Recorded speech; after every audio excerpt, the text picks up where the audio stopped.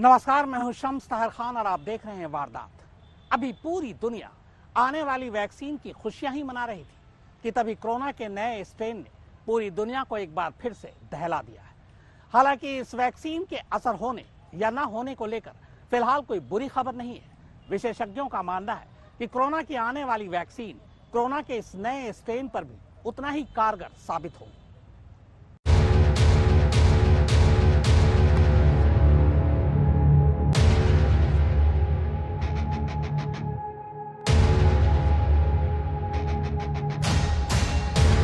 Britain से आई corona की नई स्ट्रेन की खबर ने यकीनन पूरी दुनिया में खलबली मचा दी है। फिर बदहवासी में लॉकडाउन लगने लगे, फ्लाइटें रद्द होने लगी। लेकिन क्या सच में इस नए स्ट्रेन से टेंशन लेने की जरूरत है? वैज्ञानिकों की माने तो ब्रिटेन में पाए गए इस नए स्ट्रेन से ज्यादा बेचैन होने की जरूरत नहीं। ये कोरोना का म्यूटेड रूप हो सकता है, मगर ऐसा कतई नहीं है कि दुनिया भर में जो वैक्सीन तैयार की जा रही हैं, उनकी कोशिशें बेकार चली जाएंगी। दरअसल होता यह है कि जब किसी खास वायरस से लड़ने के लिए वैक्सीन तैयार की जाती है, तो ये वैक्सीन किसी खास वायरस के लिए नहीं, बल्कि उसकी पूरी फैमिली के लिए होती है। इसको ऐसे समझिए कि अगर कोरोना अपना रूप बदल भी ले, मगर रहेगा तो वो कोरोना परिवार का हिस्सा ही। और अब आपकी जानकारी के लिए बता दें कि कोविड-19 तो इस साल आया है, मगर कोविड परिवार के दूसरे वायरसों पर रिसर्च दुनिया भर में पिछले कई सालों से चल रही है। तभी तो महज चंद महीनों में कोरोना की वैक्सीन तैयार किए जाने के दावे हुए हैं, वरना किसी वैक्सीन को बाजार में आने में कम से कम 4 साल का वक्त लगता है। अब चूंकि कोरोना परिवार के वायरसों को खत्म करने के लिए या उसकी वैक्सीन बनाने के लिए पिछले कई सालों से रिसर्च हो रही थी, इसलिए उनके म्यूटेट होने यानी रूप बदलने से कोई खास फर्क पड़ेगा, ऐसा बिल्कुल नहीं है। अब आते हैं दुनिया भर में इस स्ट्रेन की खबर आने के बाद फैली सनसनी पर। तो जिस तरह दूध का जला छाछ भी फूंक फूंक कर पीता है, उसी तरह दुनिया के हर मुल्क एक नई मुसीबत के अंदेशे में घबराए हुए हैं और लॉकडाउन और सीमाएं सील करने जैसे कई कदम उठा रहे हैं। बिला शक एहतियातन इन फैसलों में कोई हर्ज नहीं है, मगर सरकार को ये भी समझना होगा कि उनकी बेचैनी कहीं आम लोगों को और डरा न दे। लिहाजा दुनिया का फोकस वैक्सीन के निर्माण पर ज्यादा होना चाहिए, क्योंकि जानकार मानते हैं कि वैक्सीनेशन की प्रक्रिया शुरू होने के बाद कोरोना के खिलाफ इम्यूनिटी डेवलप होने में ज्यादा वक्त नहीं लगेगा। और एक बार इंसान के शरीर ने इस वायरस को मात देना सीख लिया, तो फिर ये उन तमाम दूसरे वायरसों की फहरिस्त में शामिल हो जाएगा, जिसे टीके के जरिए कंट्रोल किया जा सकता है।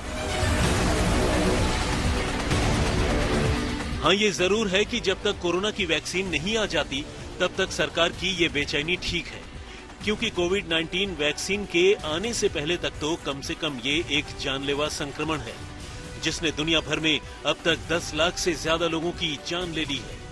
कोरोना के इस नए खतरे को देखते हुए पिछले सोमवार को भारत ने 31 दिसंबर तक इंग्लैंड से आने वाली या वहां जाने वाली सारी उड़ानों पर रोक लगा दी है। हालांकि जो उड़ान रास्ते में थे, उनके मुसाफिरों को एंट्री देने से पहले और गहरी जांच का फैसला भी किया गया। लेकिन इसी बीच जो खबर सामने आई, उसने हिंदुस्तान में भी हड़कंप मचा दिया। पता चला कि ब्रिटेन से सोमवार आधी रात दिल्ली पहुंचे एक फ्लाइट में 5 भारतीय मुसाफिर कोरोना पॉजिटिव पाए गए हैं। अब ये नए स्ट्रेन वाले वायरस के शिकार हैं या फिर पुराने, ये फिलहाल साफ नहीं है। लेकिन ब्रिटेन की हालत को देखते हुए इस खबर ने स्वास्थ्य मंत्रालय की पेशानी पर भी बल डाल दिए। इंग्लैंड के स्वास्थ्य विभाग ने पिछले 14 दिसंबर को कोरोना वायरस के इस नए वेरिएंट को लेकर खुलासा किया था और बताया था कि उसने इसे लेकर विश्व स्वास्थ्य संगठन को इत्तला दे दी है। ब्रिटेन में 13 दिसंबर तक इस नए वेरिएंट के 1108 केस दर्ज किए जा चुके थे। डीएनए के जीनोम पर स्टडी करने वाले इंग्लैंड के वैज्ञानिकों ने अपने रिसर्च में इस नए स्ट्रेन को ढूंढ निकाला। ये नया स्ट्रेन सबसे पहले दक्षिण पूर्व इंग्लैंड में सितंबर में प्रभावी हुआ था। तब से इस इलाके में यही स्ट्रेन ज्यादातर कोविड के मामलों की वजह बना। यूके के मुख्य वैज्ञानिक सलाहकार पैट्रिक वॉलेंस की माने तो ये स्ट्रेन बेशक दूसरे देशों में भी मौजूद हो, लेकिन इसकी शुरुआत ब्रिटेन से ही हुई है। यही वजह है कि ब्रिटेन के अस्पतालों में मरीजों की तादाद तेजी से बढ़ी, क्योंकि वहां इस स्ट्रेन के मरीजों का आना जाना शुरू हो चुका था। ये स्ट्रेन T614G म्यूटेशन का नतीजा माना जा रहा है और वायरोलॉजिस्टों के मुताबिक इस म्यूटेशन की एक ही जाति दुनिया भर में फैली है। आज तक ब्यूरो। कोरोना का ये नया स्ट्रेन पुराने वाले कोरोना से 70% ज्यादा खतरनाक है, पर इसका मतलब ये नहीं है कि ये 70% ज्यादा जानलेवा है, बल्कि इसका असल मतलब ये है कि ये 70% तेजी से फैलेगा। यानी अगर कोई शख्स कोरोना से पॉजिटिव पाया जाता है तो फिर वो शख्स बेहद तेजी से 70 और लोगों को बीमार बना सकता है।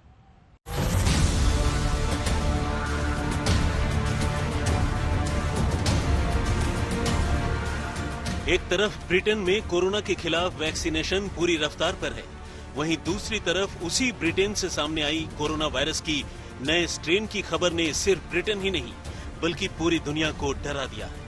वजह ये कि इस नए स्ट्रेन के बारे में ये बताया जा रहा है कि ये मौजूदा कोरोना वायरस के मुकाबले कहीं 70% ज्यादा खतरनाक है। खतरनाक बोले तो 70% ज्यादा तेजी से फैलने वाला। सीधे सपाट लफ्जों में समझे तो अगर इस वायरस का नया स्ट्रेन किसी आबादी में दाखिल हो गया तो इसका फैलाव भी 70 गुना ज्यादा तेजी से होगा और बड़ी मुश्किलें खड़ी होंगी। ऐसे में सिर्फ ब्रिटेन ही नहीं बल्कि दुनिया के कई देशों ने इस नए स्ट्रेन को लेकर तेजी से रिसर्च का काम शुरू कर दिया है ताकि इस पर जल्द से जल्द काबू पाया जा सके। फिलहाल ये स्ट्रेन डेनमार्क, नीदरलैंड्स और बेल्जियम समेत कुछ और देशों में देखा गया है। We must, I'm afraid, look again at Christmas. And as Prime Minister, it's my duty to take difficult decisions, to do what is right to protect the people of this country. खतरनाक morbidity और mortality के हिसाब से नहीं है, लेकिन transmission के हिसाब से पक्का, क्योंकि 70% इतना इसकी कैपेसिटी बढ़ गई है और ये इतने बढ़ने के कारण इसका जो नंबर ऑफ केसेस जो आजकल यूके में आते हैं, इंग्लैंड में आ रहे हैं, वो एक हफ्ते में डबल हो गए।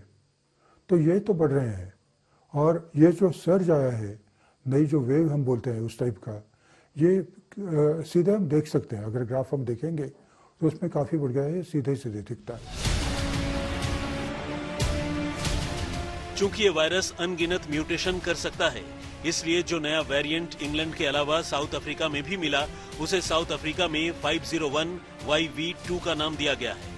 कैम्ब्रिज में क्लिनिकल माइक्रोबायोलॉजी डिपार्टमेंट के एक्सपर्ट्स इस नए स्ट्रेन पर रिसर्च कर रहे हैं। अब तक सामने आई बातों के मुताबिक इस वायरस मेड प्रोटीन में बदलाव की वजह से नए वेरिएंट में 23 जेनेटिक बदलाव पाए गए हैं। वैज्ञानिकों का मानना है कि वायरस की नई किस्म में कम से कम 17 बदलाव बेहद खास है।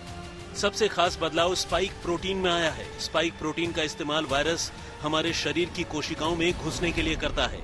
ये तेजी से वायरस के दूसरे स्ट्रेन की जगह ले रहा है। ये स्ट्रेन तेजी से बदलने वाला है और इसी वजह से ये उन लोगों को अपनी चपेट में ले रहा है जिनकी इम्यूनिटी अपेक्षाकृत लो यानी कम है और जो वायरस को हराने में असमर्थ है। फिलहाल वायरस के तेजी से फैलने की बात तो साफ है, लेकिन इस बात का कोई सबूत नहीं कि नया स्ट्रेन संक्रमण को अधिक घातक बनाता है या ज्यादा जानलेवा है। It's unlikely that the vaccine will not work against this new strain, but further laboratory studies need to be done and we'll have more answers in the coming weeks.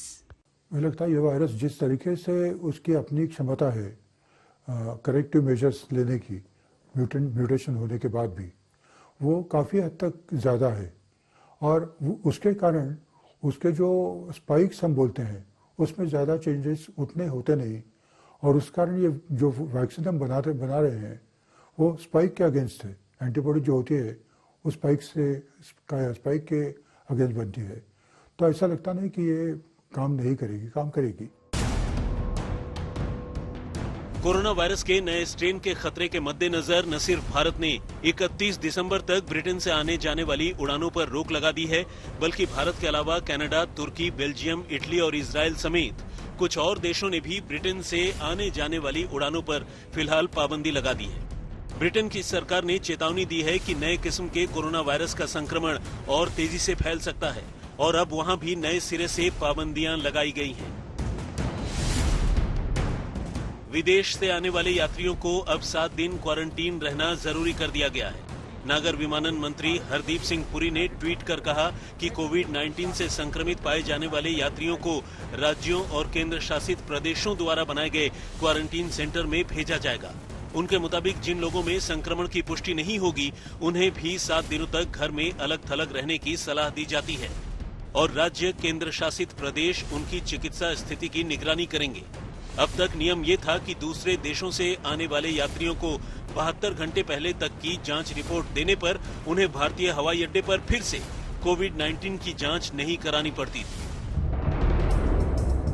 कुल मिलाकर ये स्ट्रेन दुनिया के सामने एक नई मुसीबत के तौर पर सामने आया है और इससे पार पाना फिलहाल दुनिया भर के वैज्ञानिकों से लेकर आम लोगों के सामने सबसे बड़ी चुनौती है। आज तक ब्यूरो। कोरोना की वैक्सीन को लेकर भारत की तैयारी पहले से है। अब कोरोना के नए स्ट्रेन को लेकर भी भारत पूरी तरह से तैयारी कर रहा है। कोरोना की वैक्सीन भारत में अगले हफ्ते पहुंचने की उम्मीद है और इसके लिए दिल्ली में बाकायदा तैयारियां भी शुरू हो चुकी हैं।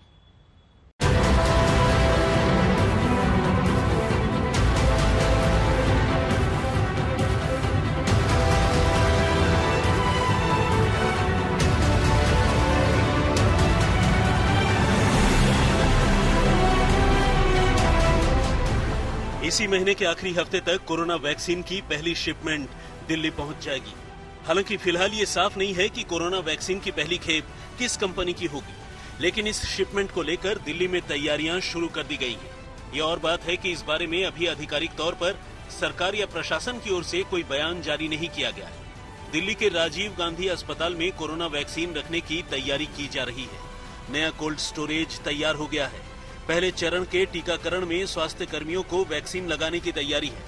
दिल्ली में 2 जगहों को कोरोना वैक्सीन केंद्र के लिए चुना गया है। इसमें राजीव गांधी सुपर स्पेशलिटी अस्पताल का नाम भी शामिल है।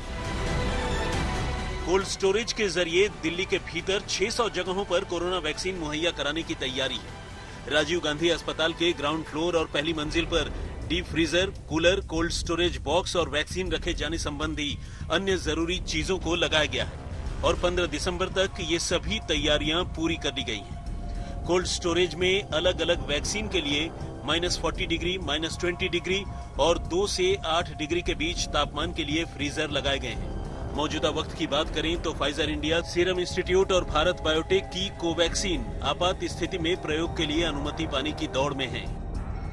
दुनिया में अब तक कोरोना के लिए सबसे कामयाब मानी जा रही वैक्सीन को बनाने वाली कंपनी फाइजर इसे ब्रिटेन और बहरीन के बाद अब भारत में भी उतारने की तैयारी कर रही है। कंपनी ने इसके लिए भारत सरकार से इजाजत मांगी है। कंपनी की भारतीय इकाई ने डीजीसीआई से आपातकालीन हालात में देश में अपनी कोविड-19 वैक्सीन को उतारने की इजाजत मांगी है। इस लिहाज से फाइजर इंडिया कोविड-19 वैक्सीन के लिए डीजीसीआई के पास आवेदन दाखिल करने वाली पहली कंपनी बन चुकी है।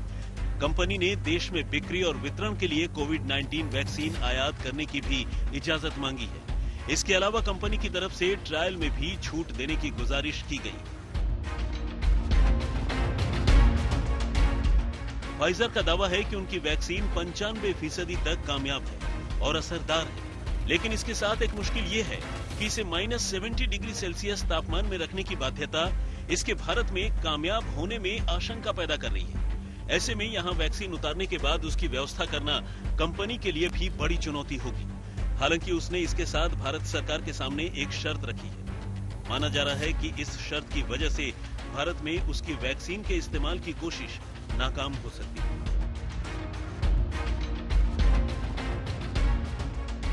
दरअसल फाइजर ने भारत में अपनी कोरोना वैक्सीन के इस्तेमाल को लेकर भारत सरकार के सामने शर्त रखी है कि अगर वैक्सीन के कारण किसी को भी गंभीर साइड इफेक्ट होते हैं तो पीड़ितों को मुआवजा देने का भार उस पर न हो। उसकी मांग है कि भारत सरकार ही पीड़ितों को मुआवजा दे और ऐसी स्थिति में फाइजर की कोई भी जिम्मेदारी न हो। हालांकि भारत सरकार फाइजर की इस शर्त को लेकर नाखुश है, इसलिए हो सकता है कि फाइजर को मंजूरी ही न दी जाए, क्योंकि नियमों के मुताबिक टीके की अनुमति के लिए भारत में इसका परीक्षण होना जरूरी है। ऐसे में फाइजर कंपनी को तब तक अनुमति नहीं दी जा सकती है जब तक कि वो भारत में इसे लेकर कोई परीक्षण न करे। जबकि रूसी वैक्सीन स्पुतनिक वी भारतीय फार्मास्यूटिकल कंपनी डॉक्टर रेड्डी के साथ मिलकर लगातार वैक्सीन का ट्रायल कर रही है।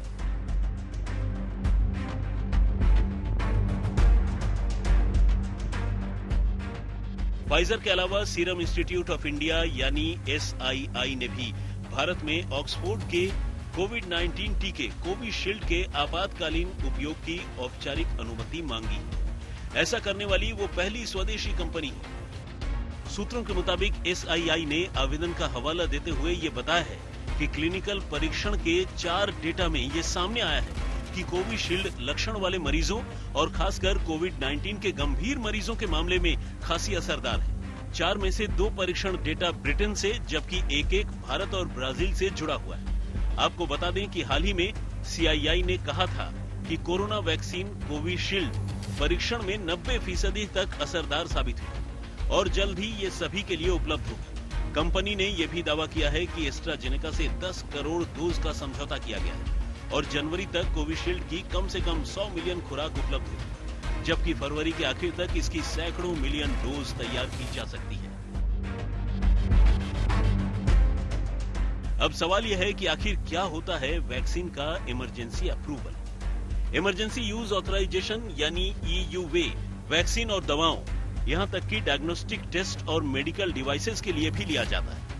भारत में इसके लिए Central Drugs Standard Control Organization यानी CDSCO रेगुलेटरी बॉडी है। वैक्सीन और दवाओं के लिए ऐसा अप्रूवल उनकी सेफ्टी और असर के आकलन के बाद दिया जाता है। इसके लिए क्लिनिकल ट्रायल्स के डेटा को आधार बनाया जाता है। आमतौर पर वैक्सीन को अप्रूवल देने में कई साल लगते हैं। अब तक का सबसे कम अप्रूवल टाइम 4.5 साल था। आपातकालीन स्थितियों में जैसी अभी है, दुनिया भर के देशों में ऐसी व्यवस्था है कि दवाओं और टीकों को अंतरिम मंजूरी दी जा सके और उनके असर के माकूल सबूत हैं तो फाइनल अप्रूवल पूरे डेटा के एनालिसिस के बाद मिलता है। दिल्ली से मिलन शर्मा के साथ आज तक ब्यूरो। एक तरफ कोरोना से पूरी दुनिया परेशान है, बाकायदा रिसर्च चल रही है, वैक्सीन के आने की खबर है। वहीं दूसरी तरफ ये भी कहा जा रहा है कि शायद जरूरत ही ना पड़े कि हर एक को कोरोना की वैक्सीन दी जाए। भारत में कोरोना संक्रमण के बढ़ते मामलों के बीच वैक्सीन की उम्मीद तो दिखाई दे रही है, लेकिन वैक्सीन को लोगों तक पहुंचाने को लेकर भी कई सवाल। लेकिन इस बीच स्वास्थ्य मंत्रालय ने ये कहकर सबको चौंका दिया है कि भारत में शायद सभी नागरिकों को कोरोना के टीके की जरूरत ही न पड़े। जी हां, हाल ही में स्वास्थ्य मंत्रालय के सचिव राजेश भूषण ने एक प्रेस कॉन्फ्रेंस में ये कहकर सबको हैरान कर दिया कि टीकाकरण सीमित जनसंख्या का ही किया जाएगा, सभी का नहीं। दरअसल सरकार को लगता है कि एक बार अगर वायरस की ट्रांसमिशन चेन टूट गई तो उसका प्रसार रुक जाएगा। ऐसे में सबको टीके की जरूरत ही नहीं रहेगी। स्वास्थ्य मंत्रालय के इस नजरिए का Indian Council of Medical Research यानी ICMR ने भी सपोर्ट किया। ICMR के director general doctor Balram Bhargava ने कहा है कि कोरोना की चपेट में आने की सबसे ज्यादा आशंका वाली आबादी को अगर टीका लगाकर कोरोना के संक्रमण को रोका जा सके तो हो सकता है कि देश की पूरी आबादी को वैक्सीन लगाने की जरूरत ही न पड़े। जानकारों का कहना है कि अगर वैक्सीन सीमित मात्रा में उपलब्ध है और उसका उद्देश्य मृत्यु दर को घटाना है तो पहले बुजुर्गों, किसी बीमारी से पीड़ित लोगों और स्वास्थ्य कर्मियों को वैक्सीन दी जानी चाहिए। जबकि अगर वैक्सीन पर्याप्त मात्रा में उपलब्ध है और संक्रमण काफी तेजी से फैल रहा है तो पहले उन लोगों को वैक्सीन दी जानी चाहिए जिन लोगों को संक्रमण का खतरा ज्यादा है। वैसे भारत में कोरोना से मौत की दर काफी कम है, लेकिन संक्रमण तेजी से फैल रहा है। ऐसे में यहाँ सरकार ने पहले उन लोगों को वैक्सीन देने की बात कही है जिन्हें खतरा ज्यादा है।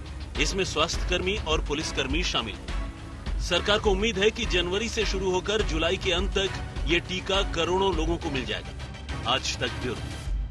तो वारदात में फिलहाल इतना ही, मगर आज तक पर खबरों का सिलसिला लगातार जारी है।